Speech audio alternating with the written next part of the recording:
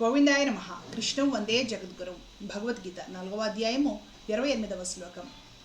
ద్రవ్యయజ్ఞాస్తపోయజ్ఞా యోగయజ్ఞాస్తథా పరే స్వాధ్యాయజ్ఞానయజ్ఞాశ్చ యతయః సంసితవ్రతాః.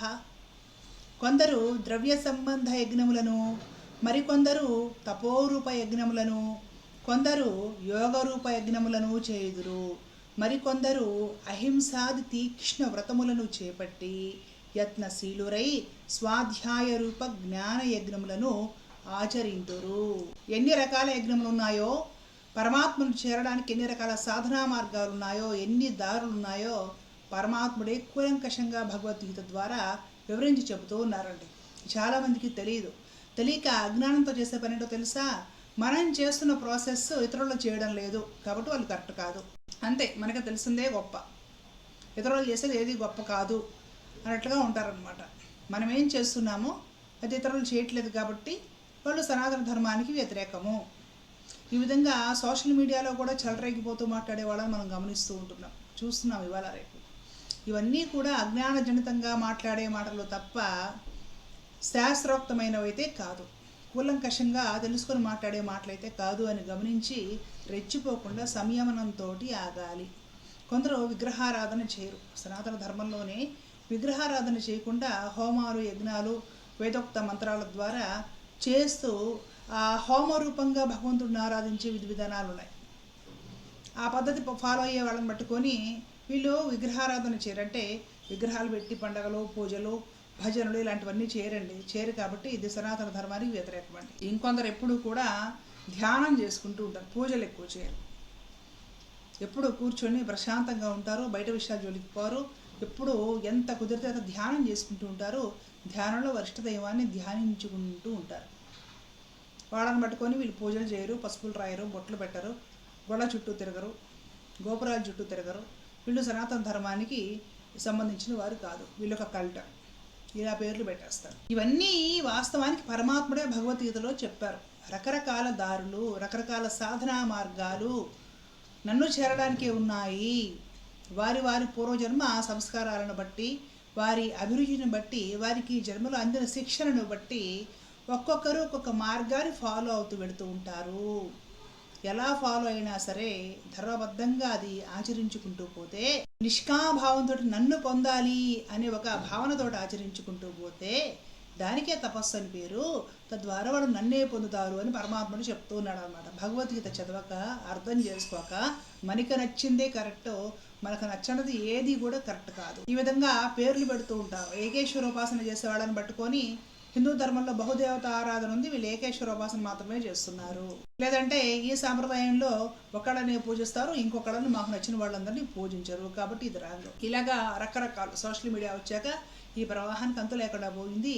సరే, ఈ పిచ్చిలో పడే వాళ్ళని అలా ఉంచితే అసలు జ్ఞాన మార్గం అసలు ఏమిటి తెలుసుకోవాలి, కూలంకషంగా ప్రతీదీ తెలుసుకోవాలి అనే జిజ్ఞాసులు ఎవరైనా ఉంటే వాళ్ళకి భగవద్గీత చక్కగా ఉపయోగపడుతుంది అనమాట. తెలుసుకున్న తర్వాత మనకు ప్రతి మార్గము కూడా సరైనదే అనే విషయం బోధపడుతుంది. ఎప్పటి వరకు నిష్కామంగా ఆరాధించుకుంటూ పోయేంత వరకు ప్రతి మార్గము సరైనదే. సరే, పరమాత్మ ఇందులో ఏం చెప్తున్నారో తెలుసా? కొందరు ద్రవ్య సంబంధ యజ్ఞములను, అంటే ధనము వెచ్చించి చేసే యజ్ఞ యాగాది క్రతువులు చేపిస్తూ ఉంటారు. అదందరూ చేయించలేరు. వర్షాలు పడాలంటే వర్ణయాగాలు చేపిస్తారు. లోకము శాంతిగా ఉండాలనేసి గొప్ప గొప్ప యజ్ఞాలు, హోమాలు విశ్వశాంతి కోసం జరిపిస్తూ ఉంటారు. అలా జరిపించడానికి ఆ యజమానులు బాగా ద్రవ్యం ఖర్చు పెట్టాలి, ఋత్విక్కుని తీసుకురావాలి, ఆవు నెయ్యి ఇత్యాది ఈ శురువాది సాధనాలు ఏవైతే ఉంటాయో వాటన్నిటిని కూడా ఒరిజినల్గా ఉన్నవి సేకరించి తీసుకురావాలి. అక్కడ భూమి సరిగ్గా ఉండాలి. ఆ కార్యక్రమాలు, ఆ తంతు చాలా ఉంటుందన్నమాట. చాలా నియమనిష్టలతో ఉండేసేసి అవన్నీ కూడా వేదోక్తంగా, శాస్త్రోక్తంగా చేయించాలన్నమాట. అవన్నీ ద్రవ్య సంబంధ యజ్ఞాలు అనమాట. అలాగే దేవాలయాలు కట్టించడము, డబ్బు ఖర్చు పెట్టి, లేదంటే అనాథ పిల్లల సంక్షేమం కోసం వృద్ధాశ్రమాలు, గోశాలలు, ఇట్లా బావులు తవ్వించడం, ఏదైనా సరే సామాజిక హితకరమైన పనులు ఎవరైనా సరే భగవద్బుద్ధితో భగవంతుడు ఆనందిస్తాడు మనం ఇలా చేయడం వలన అనే భగవద్భావనతోటి నిష్కామంగా ఎవరైనా సరే ధనము ఖర్చు పెట్టి ఇలాంటివి ఏమి చేసినా కూడా ఇవన్నీ ద్రవ్య సంబంధ యజ్ఞముల కిందకు వస్తాయి. కొందరు అవి చేపించి ఆనందిస్తూ ఉంటారు. దాతలు ఎంతోమంది ఇలా వాళ్ళ దగ్గర ఉన్న ధనం సద్వినియోగం చేస్తుంటారు. మంచి మంచి ప్రజోపయోగమైన కార్యక్రమాలు భగవత్ ప్రీత్యర్థం ఆచరించి మేమేమీ చేయలేదు, అంతా భగవంతుడే చేపించుకున్నాడు అని కృష్ణార్పణమని వదిలేస్తారు చూసారా. అలాంటి వాళ్ళు కూడా భగవంతుడిని పొందుతున్నారట. అలాగే మరి కొందరు తపోరూప యజ్ఞమును, కొందరు తపస్సు చేసుకుంటూ ఉంటారు. నిర్మలమైన హృదయంతో చిత్తశుద్ధితోటి హృదయంలో భగవంతుడిని ప్రతిష్ఠించుకొని తపస్సు చేసుకుంటూ ఉంటారు. డబ్బు ఖర్చు పెట్టాల్సిన పని లేదు, లేదా రకరకాల తీర్థాలు క్షేత్రాలు అవన్నీ కూడా తిరగాల్సిన పని లేదు, రకరకాల పూజలు పండుగలు వ్రతాలు చేయాల్సిన పని లేదు. వాళ్ళు ఎప్పుడూ కూడా జీవన విధానం అంతా కూడా అత్యంత సాత్వికంగా గడుపుకుంటూ ఒక తపస్సు ద్వారా భగవంతుడిని అనవరతము ఎప్పుడు కూడా ఆరాధించుకుంటూ వారి జీవితం అంతా కూడా ఒక తపస్సులా నిష్ఠగా చేసుకుంటూ పోతారన్నమాట. ఇలా చేయడం వలన కూడా భగవత్ ప్రాప్తి పొందగలుగుతారు. కొందరు యోగ రూప యజ్ఞమును చేయుదురు. ప్రాణాయామము, ప్రత్యాహారము, యోగా, ధ్యానం ఇలాంటి కొన్ని నియమాలు ఉంటాయన్నమాట.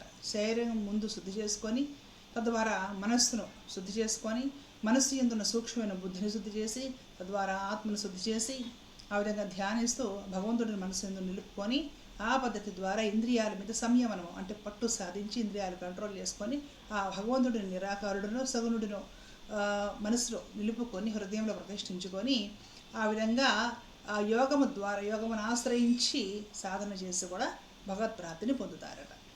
ఇంకొందరు అహింసాది తీక్ష్ణ వ్రతములను చేపట్టి, అహింస ఏ ప్రాణికి మనం హాని చేయకూడదు. ప్రతి ప్రాణిలో నారాయణుడే ఉన్నాడు. అది చిన్న ప్రాణికి కూడా వీలైనంత వరకు హాని కలగకుండా చూసుకోవాలి.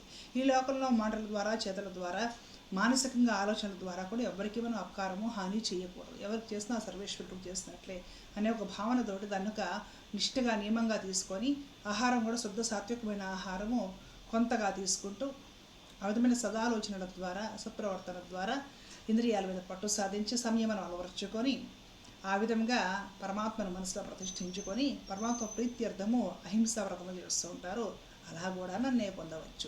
అలా చేసే వాళ్ళని పట్టుకొని మన వాళ్ళు తిడతారు, అహింస అహింస అహింస అనేసి దేశాలను నాశనం చేశారు. అది ఇది మనకి ఎవ్వరూ నచ్చరు. ప్రతి ఒక్కరిలో నుండి ప్రతి పద్ధతి ప్రతి మార్గంలో నుండి తీసుకోవడానికి కొంత మంచి ఉంటుంది. మనకు కావాల్సిన మంచి తీసుకొని అక్కర్లేంది వదిలేద్దాము అని అనుకునే రోజులు కావు ఇది. ప్రతి ఒక్కళ్ళు ఎవరైనా సరే మన పద్ధతి కాకపోతే మనకి నచ్చినట్టు లేకపోతే వాళ్ళు మంచివాడు కాదు. ఆ విధంగా అనమాట. పరమాత్మ అలా చెప్పడం లేదు. ప్రతి పద్ధతి కూడా నిష్కామంగా చేసుకుంటూ పోతే అది మంచిదే అని చెప్తున్నారు. ఇంకా యత్నశీలురై స్వాధ్యాయ రూప జ్ఞానయజ్ఞం ఆచరించారు. ఇంకొందరు ఈ విధంగా వేదాలు శాస్త్రాలు ఇవన్నీ కూడా ఉపవాసన పెట్టి దానిలో సారం ఏమిటి అనేది తెలుసుకొని దాన్ని చక్కగా అనుష్ఠానం ఉంచుకొని అంటే ఆచరిస్తూ దానినే 10 మందికి నేర్పిస్తూ ఆ విధంగా వేదము ద్వారా శాస్త్రము ద్వారా భగవంతుడిని ఆరాధించి పరమాత్మను పొందుతారు. ఎన్ని మార్గాలు పరమాత్ముడు చెప్తున్నాడు గమనించారా? ఇంకా ఎన్నో మార్గాలు ఉన్నాయండి. ఒక్కొక్కరిది ఒక్కొక్క మార్గం.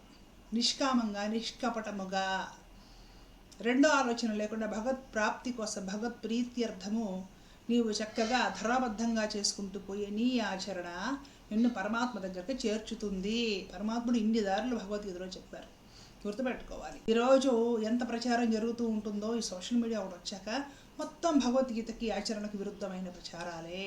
ఎవరికి ఏదో నచ్చుతుంది, ఇక నాకు నచ్చిందే కరెక్ట్, ఇక లోకంలో ఏది కరెక్ట్ కాదు. నాకు నచ్చినవన్నీ కల్ట్స్ అనే ఒక స్థితికి వచ్చేసారు. వీళ్ళకి నచ్చింది ఏదైతే ఉందో అదే సనాతనము అనే స్థితికి వచ్చేసారు. సనాతనం అంటే విశాలమైన భావాన్ని అలవరుచుకోవడం. వీళ్ళేం చేస్తారంటే కుదించుకుంటూ పోయి కుంచుకుంటూ పోయేసేసి మాకేది నచ్చిందో అది మాత్రమే కరెక్ట్, మీద అదంతా కల్ట్. ఈ విధమైన భావజాలంలోకి ప్రవేశించి ఈ విధమైన భావజాలాన్ని సమాజం మీద రుద్దుతూ ఉన్నారు. కాబట్టి భగవంతుడు ఒక గొప్ప ఆదర్శవంతమైన భావజాలంతో ఎన్నో మార్గాలు చూపిస్తూ ఉంటాయి భగవద్గీతలో. దీన్ని పక్కన పెట్టేసి మాకు ఏది నచ్చిందో అది కరెక్ట్, మిగతా అది మొత్తం ఒక కల్ట్, మిగతాదంతా కూడా కరెక్ట్ కాదు. ఇలాగా ధర్మం ముసుగున ప్రచారం చేస్తున్నారంటే మనం బాధపడాల్సిన విషయం.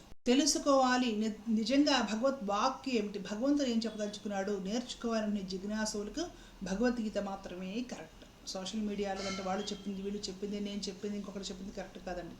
భగవద్గీత మాత్రమే కరెక్ట్. భగవద్గీతకు మించింది లేదు. అన్ని సాంప్రదాయాల్లో అందరూ ఆచార్యులు పెద్దలు పూర్వీకులు మొత్తం అందరూ కూడా భగవద్గీతను గౌరవించి తల మీద పెట్టుకొని ధరించారు. భగవద్గీతలో ఏది పరమాత్ముడు చెప్తున్నాడో అదంతా కరెక్ట్. తద్విరుద్ధమైనది ఎవ్వరు ఎంత గొప్పవాళ్ళు చెప్పినా కూడా కంప్లీట్గా రాంగ్. కాబట్టి చక్కగా భగవద్గీతను అర్థం చేసుకుంటే ఆదర్శవంతమైన భావజాలము, ఆదర్శవంతమైన జీవితము, పవిత్రమైన జీవన గమ్యం ఏదైతే ఉందో దాన్ని చేరడానికి కావాల్సిన స్ఫూర్తి మనకు దొరుకుతుంది. అందరూ జిజ్ఞాసులు ప్రయత్నం చేసి సాధించుకోగలరు. ధర్మో రక్షత రక్షత. జై శ్రీనారాయణ. కృష్ణార్పణం.